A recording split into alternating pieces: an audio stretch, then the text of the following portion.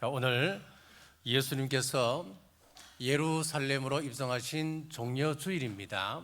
종려주일, 기도가 습관이 되어야 하는 이유라고 하는 제목으로 하나님의 말씀 선포하겠습니다. 우리가 살아가는 인생은 늘 문제와 어려움 속에 있습니다. 삶의 환경이 점점 힘들어질 때, 또 가정이 흔들릴 때, 사업이 어려워질 때에, 앞길이 보이지 않을 때 사람들은 어떻게 반응합니까? 가장 흔히 보이는 반응은 불평과 원망입니다. 책임을 다른 사람에게 돌리고 공격하는 태도를 보입니다. 또 어떤 사람은 문제를 피하려 합니다. 술이나 다른 것에 잠시 의지하여 그 고통을 잊어보려고 합니다. 그러나 우리 그리스도인들에게는 다른 길이 있습니다. 그것은 문제를 끌어안고 하나님 품으로 가는 것입니다. 오늘 본문은 예수님께서 겟세마네 동산에서 드리신 기도입니다. 십자가를 앞에 두시고 주님은 땀이 핏방울이 되도록 고뇌 속에 기도하셨습니다. 그리고 마지막에는 모든 것을 하나님께 맡기셨습니다. 오늘 이 장면을 통해 한 가지 중요한 사실을 깨닫습니다.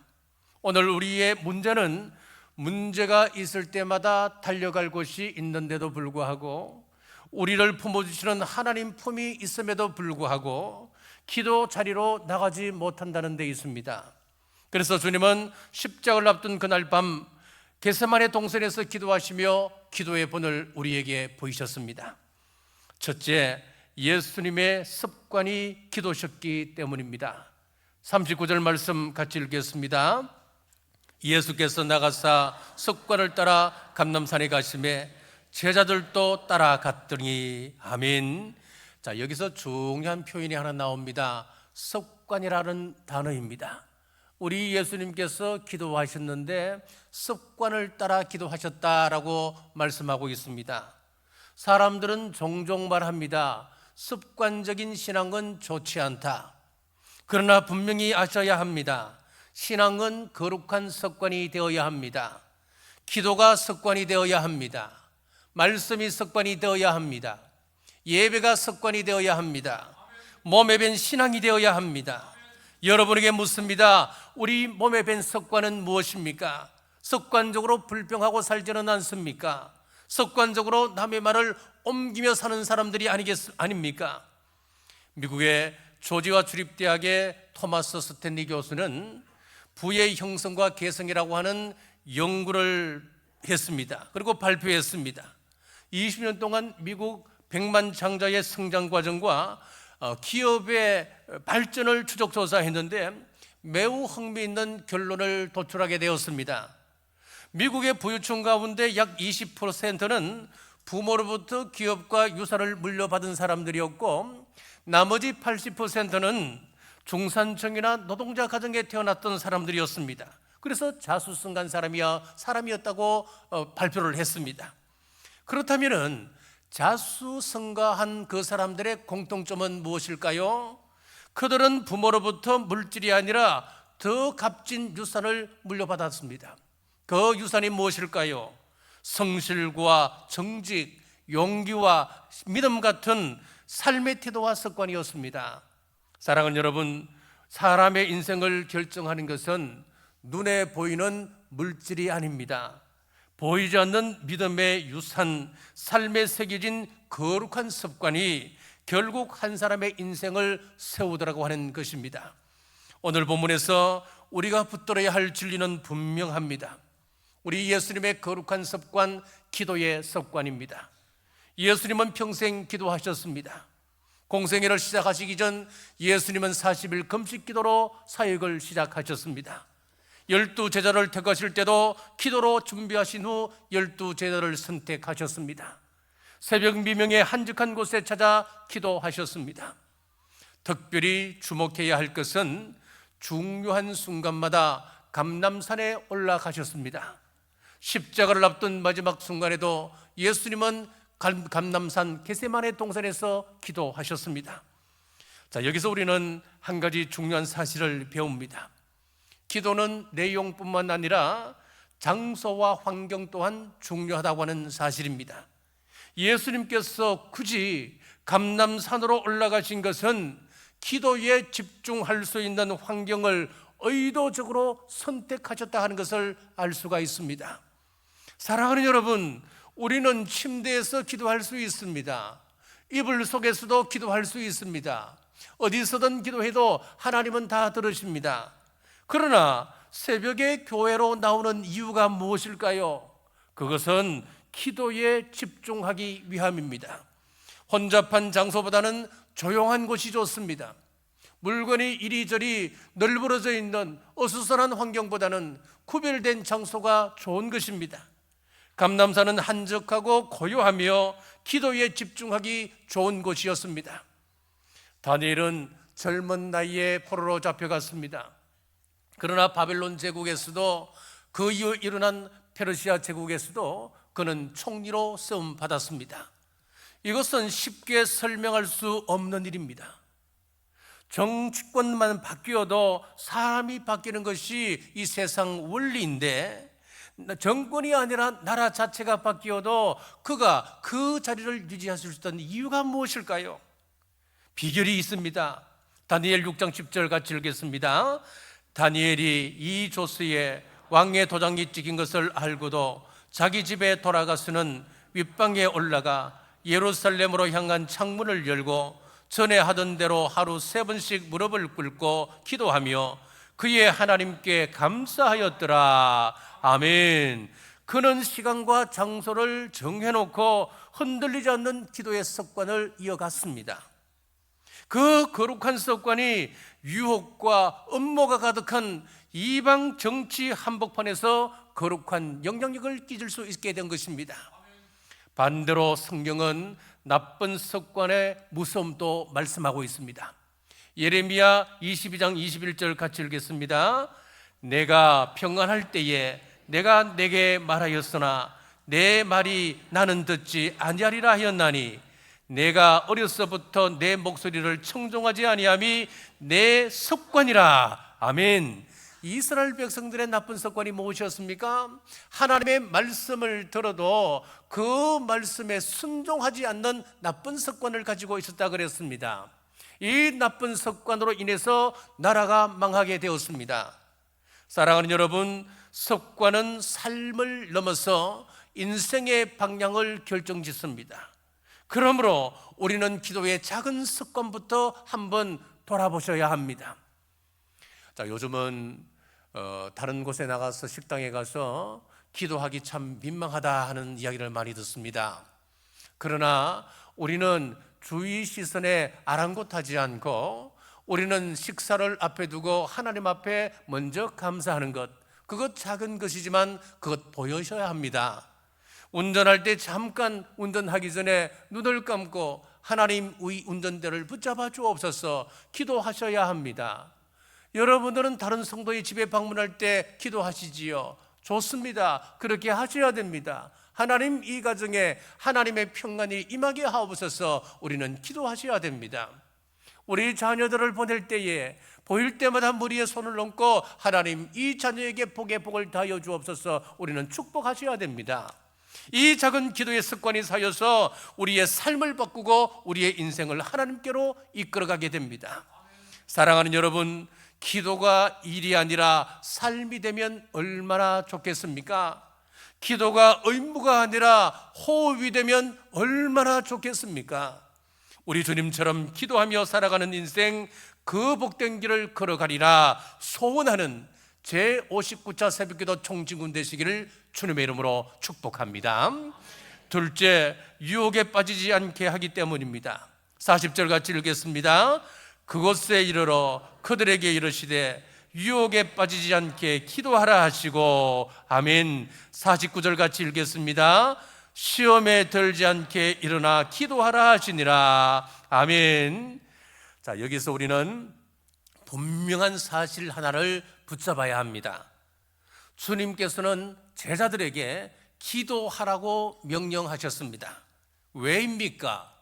기도하지 아니하면 유혹에 빠지기 때문에 그렇습니다. 기도하지 아니하면 우리는 쉽게 시험에 들게 되기 때문에 그렇습니다.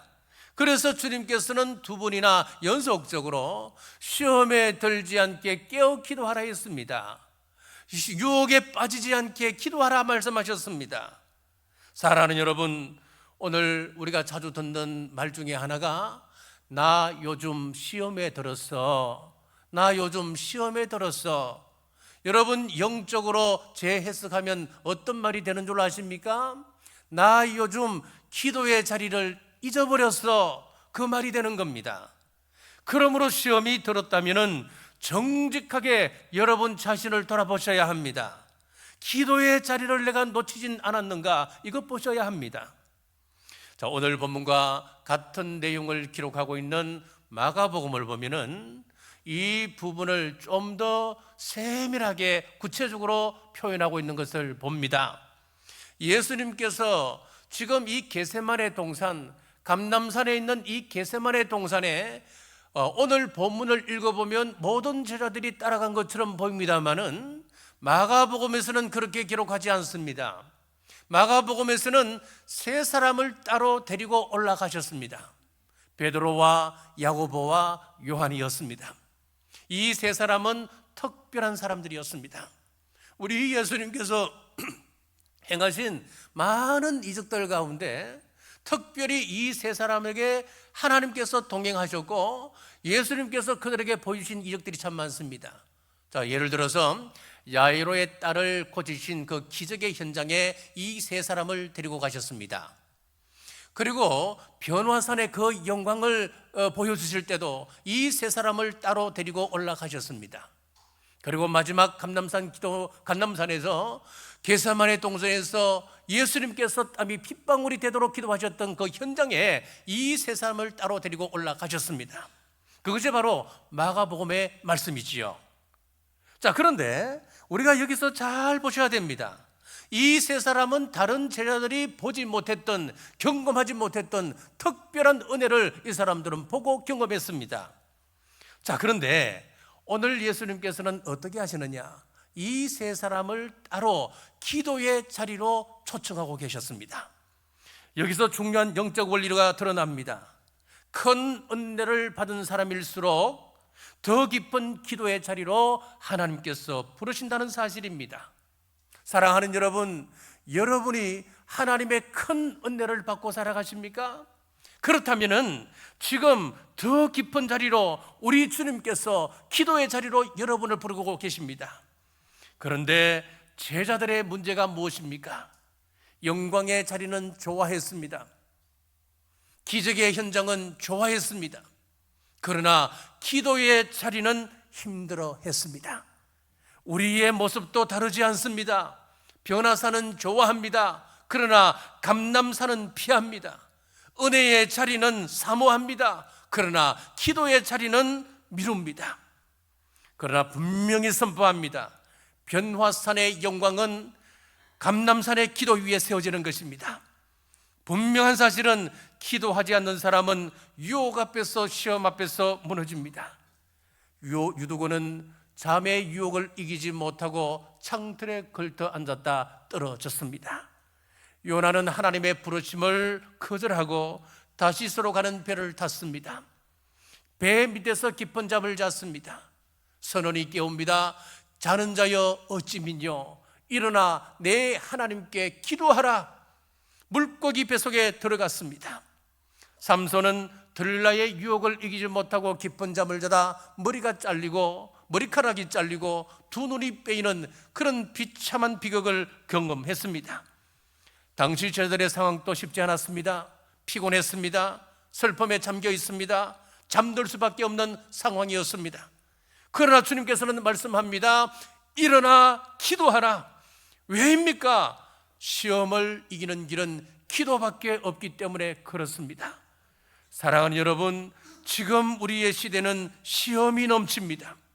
물질의 시험, 이성의 시험, 욕심의 시험이 가득합니다. 그래서 말씀합니다. 고린도전서 10장 12절, 선줄로 생각하는 자는 넘어질까 조심하라. 기도하지 않으면 넘어집니다. 지금은 깨어 기도할 때입니다. 과거의 은혜로는 살아갈 수가 없습니다. 지금은 기도로 살아갈 수 있는 시대입니다. 기도 없이 어떻게 마귀의 시험을 이겨낼 수 있겠습니까? 이스라엘에 가면 통곡의 벽이 있습니다. 이 통곡의 벽에 가면은 밤새도록 기도하는 사람들로 북적입니다. 그들은 수천 년 동안 기도의 줄을 놓지 않았습니다. 그로 인하여 지금의 이스라엘이 존재하는 것이지요. 자, 그러므로 선포하십시오. 기도로 유혹을 이기고 기도로 시험을 이기리라.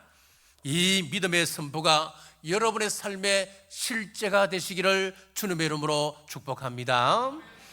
자, 셋째, 자기와의 싸움에서 이기고 천사가 도우기 때문입니다. 43절 같이 읽겠습니다. 천사가 하늘로부터 예수께 나타나 힘을 더하더라. 아멘. 자, 우리 하나님은 기도하는 사람을 외면하지 않으십니다. 기도하는 자에게 하늘의 도움을 붙여주십니다.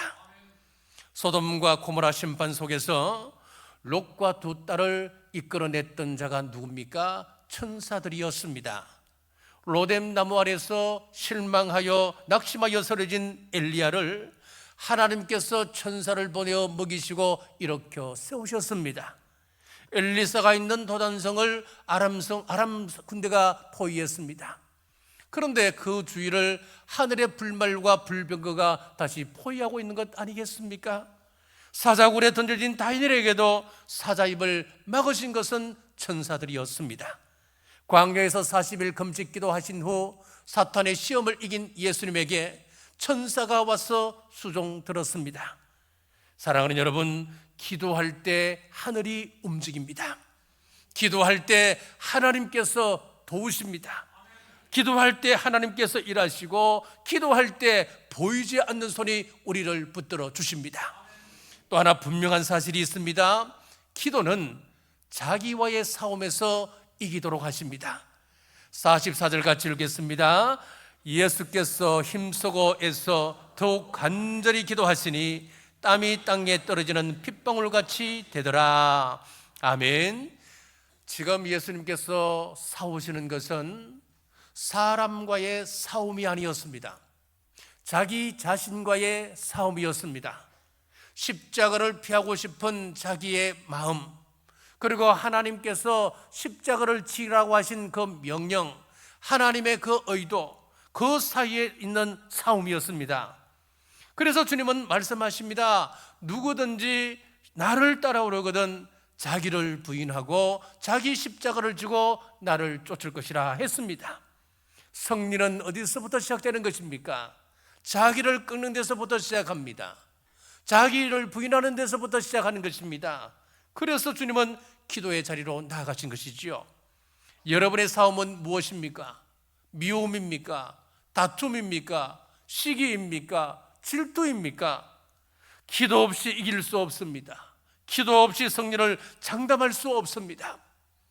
초대교회 성도들을 보십시오. 그들은 극심한 핍박 속에서도 결코 무너지지 않았습니다. 당시 그들을 고발하던 기록에 보면은 정한 시간, 정한 장소에 모여 그들은 하루 종일 하나님을 찬송하고 기도했다, 기도하는 사람들, 그렇게 기록되어져 있습니다. 기도가 그들의 믿음을 지켰습니다. 기도가 천국 소망을 붙잡게 했습니다. 19세기 영국 부흥을 주도했던 세 명의 지도자가 있습니다. FB 마이어, 그리고 찰스 서플전, 그리고 캠벨 몰간 목사님입니다. 이분들은 전부 다 참 대단한 분들이지요. 그런데 이 대단한 분 세 분이 영적 부흥을 주도를 해 나가는데 그 중에서도 이 마이어 목사님은 제일 인기가 없는 거예요. 분명히 큰 영향력이 있는 사람인데 두 사람에 비하면 좀 영향력이 떨어진단 말이에요. 그러니까 이 마이어 목사님 마음속에 무엇이 일어나기 시작하느냐 하면은 막 질투심이 일어나기 시작하는 거예요. 이번에 대단한 영성을 소유한 사람인데도 질투심이 일어나는 거예요. 그러니까 하나님 앞에 기도했습니다. 하나님, 제 마음속에 두 사람을 향한 그런 질투심이 일어납니다. 하나님, 이 질투심을 사로잡아 주옵소서. 또 어느 날 또 이 기도를 놓고 기도하는데 마음속에 이런 잔잔한 소리가 들리는 것이었습니다. 마이어야, 너는 지금까지 두 사람을 향한 질투심을 내려놓게 해달라고 기도는 했지만 정말 저 사람들을 위하여 한 번이라도 축복하며 기도했느냐? 그때 이 마이어 목사님이 깨닫고 기도 제목을 바꾸었습니다. 하나님, 설교의 황태자 찰스 스펄전 목사에게 하나님 더 큰 능력을 주옵소서. 강해 설교의 제왕 몰간에게 더 많은 제자를 붙여주옵소서. 그 후 그의 고백입니다. 나는 자유를 얻었다. 내 마음의 평안이 찾아왔다. 내 속에 기쁨이 샘솟는다. 기도가 그의 내면의 전쟁을 이기게 한 것이었습니다. 또 한 사람을 보십시오. 링컨입니다. 그의 인생은 상실의 연속이었습니다. 어릴 때 동생을 잃었습니다. 또 어릴 때 어머니를 잃었습니다. 그리고 누이는 유산을 했습니다. 유산을 하고 그 조리를 잘못해서 누이도 세상을 떠났습니다. 첫사랑도 세상을 떠났습니다. 결혼을 했습니다. 두 아들이 세상을 떠났습니다. 그는 깊은 우울 속에서 차라리 죽고 싶다 이 말을 여러 번 했다고 합니다. 그의 동료 변호사였던 존 스튜어트는 그를 대책 없는 우울증 환자라고 비난까지 했습니다. 그러나 링컨의 우울증을 썼던 조슈아 울퍼생크는 이렇게 말했습니다. 링컨에게 죽음의 공포가 밀려올 때에 그는 기도로 영적 싸움을 싸웠고 결국 그것을 넘었었다. 그의 이러한 불우한 환경과 그의 우울증 이런 정세들을 어떻게 이겨낼 수 있었다는 거예요? 그런 기도로 영적 싸움을 싸웠고 기도로 이 모든 것을 넘어섰다, 그렇게 말하는 겁니다. 그렇습니다. 기도하면 우리 하나님이 도우십니다. 기도하면 하늘의 도움을 우리는 경험하게 됩니다. 기도하면 내적 전쟁에서 승리할 수 있는 능력이 우리에게 주어지는 것입니다. 그러므로 59차 새벽기도 총진군 기도의 자리로 나오십시오. 이 자리에서 우리 하나님의 일하심을 경험하시기를 주님의 이름으로 축복합니다. 말씀을 맺겠습니다. 이 땅에 어려움 없는 가정은 없습니다. 이 땅에 어려움 없는 인생도 없습니다. 그러나 기도하는 가정은 무너지지 않습니다. 기도하는 인생은 그것을 넘어설 수 있습니다. 문제가 보일 때 서로 등을 보이지 마십시오. 가정에 문제가 있으면 부부가 손잡고 교회로 나와서 함께 기도의 무릎을 꿇으십시오. 그 자리가 무너짐을 막는 자리입니다. 이런 말이 있습니다. 기도 없는 곳은 사탄의 잔치집이요, 기도가 있는 곳은 사탄의 초상집이다. 지금은 나라와 민족을 위하여 기도할 때입니다. 에스더와 유대인들이 금식하며 부르짖었던 것처럼 오늘 우리도 기도 자리에 서야 할 때입니다. 정말 나라를 사랑한다면 나 한 사람이 조용히 자리에 일어나서 새벽 제단을 쌓는 겁니다. 구국 제단을 쌓는 것입니다. 기도하는 사람이 이길 줄 믿습니다. 기도하는 교회가 살아날 줄 믿습니다. 기도하는 성도가 이 시대를 살릴 줄 믿습니다. 플라톤은 말했습니다. 그 나라에서 존경받는 것이 그곳에서 양성된다. 우리 교회가 소중히 여기는 것들이 있습니다. 1111 운동입니다. 한 해에 성경 일독 10사람에게 복음 전도, 100분의 예배, 1000분의 기도입니다. 에릭 와이너는 천재의 지도에서 천재는 함께 나온다 그랬잖아요. 우리가 교회 비전을 존중할 때에 하나님의 마음을 시원케 하는 하늘 가치를 쫓는 믿음의 천재들이 우리 남부교회에서 구름같이 일어나게 되기를 주님의 이름으로 축복합니다. 기도하겠습니다. 아버지, 남부교회가 59차 새벽기도 총진군을 가지게 하심을 감사합니다. 새벽을 깨우며 주 앞에 나올 권속들을 받아 주옵소서. 주의 우리 안에 죄와 연약함을 꺾어주시고 말씀과 성경님으로 새롭게 하옵소서. 가정마다 기도의 불이 살아나게 하옵소서. 이 나라와 민족을 붙들고 웃으시고 혼란 속에서도 하나님의 뜻이 이루어지게 하옵소서. 이번 59자 새벽기도 총진군 가운데 기도로 승리하게 하시고 응답의 기쁨을 누리게 하여 주시옵소서. 다시 오실 예수님 이름으로 간절히 기도드리옵나이다. 아멘.